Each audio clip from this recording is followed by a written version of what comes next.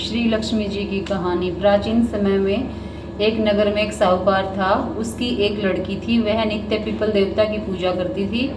उसने देखा कि श्री महालक्ष्मी जो उसी पीपल से निकला करती है। एक दिन लक्ष्मी जी उस साहूकार की लड़की से बोली कि मैं तुझ पर बहुत प्रसन्न हूँ, इसलिए तू मेरी सहेली बनना स्वीकार कर ले।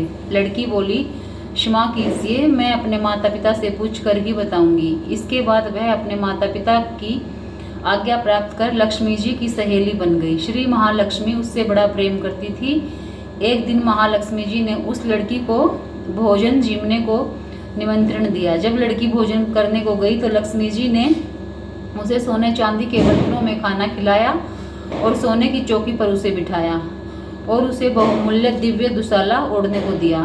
तत्पश्चात लक्ष्मी जी ने कहा कि मैं कल तुम्हारे यहाँ भी जीवने को आऊँगी। लड़की ने स्वीकार कर लिया और अपने माता पिता से के सामने सब हाल कह के सुनाया। तो यह सुनकर उसके माता पिता बहुत प्रसन्न हुए, परंतु लड़की उदास होकर के बैठ गई। कारण पूछने पर उसने अपने पिताजी को बताया कि लक्ष्मी जी का वैभव तो बहुत बड़ा है, मैं उसे कैसे संतुष्ट कर सकूंगी। उसके पिता ने कहा कि बेटी, गोबर से पृथ्वी को लीप दे और जैसा भी बन पाए उन्हें रूखा सूखा श्रद्धा और प्रेम से खिला देना।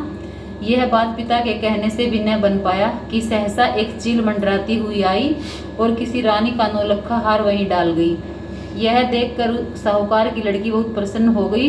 उसने उस हार को थाल में रख के बहुत बढ़िया दुशाले से ढक कर रख दिया। जब तक श्री गणेश और महालक्ष्मी जी वहां आ गए, लड़की ने उन्हें सोने की चौकी पर बैठने को कहा। इस पर महालक्ष्मी ने कहा कि इस पर तो राजा रानी बैठते हैं, हम कैसे बैठें। बहुत आग्रह करने पर महालक्ष्मी जी और गणेश जी ने बड़े प्रेम से भोजन किया। लक्ष्मी जी के और गणेश जी के पद अर्पण करते ही साहूकार का घर सुख संपत्तियों से भर गया। हे महालक्ष्मी जी, जिस प्रकार आप साहूकार का घर धन संपत्ति से भरकर गई, उसी प्रकार सभी के घरों में धन संपत्ति भरकर सभी को कृतार्थ कर दो।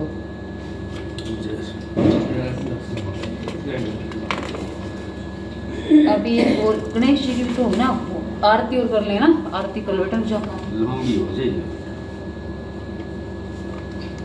आरती कर लो बेटा, आपकी आवाज भी होगी ना, आरती होगी कर दे।